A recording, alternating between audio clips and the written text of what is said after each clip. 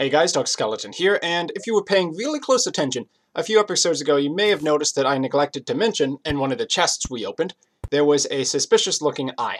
Now, of course, if you don't already know, in Terraria there are bosses, and one of the bosses, the first boss that people generally fight, actually is the Eye of Cthulhu, which in fact is summoned by the suspicious looking eye.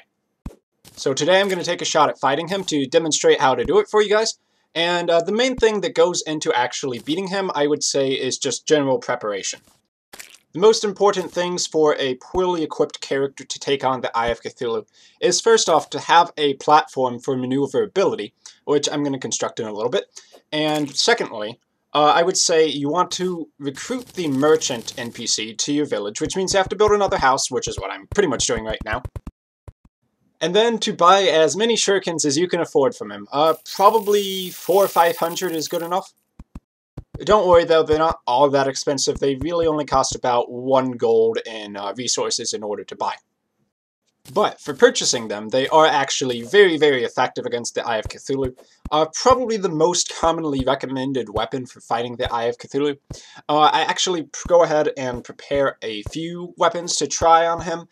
First off, I pick up a blowgun, which fires seeds, very slowly I might add. I have my gold bow, which I crafted the other day. And I also have the shurikens, of course.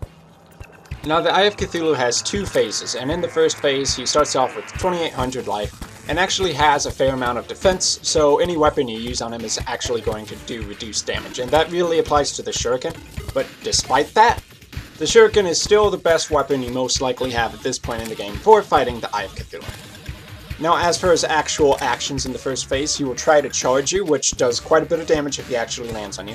By the way, he can pass through walls, you cannot, and that's one reason having these open platforms which you can move between easily does a lot of help. And the platforms I'm talking about, of course, are wooden platforms.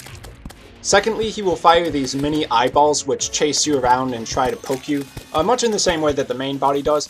They're mostly an annoyance, but if you don't have much armor, they still do sting quite a bit, and that can add up, so you do have to take care of them. In the second phase, he shreds his armor, gains a lot more attack power, and becomes much more aggressive with his charging. So you really have to focus on dodging and learning his pattern. Luckily though, he stops firing his mini-me's, so overall I think the second phase is actually a little bit easier.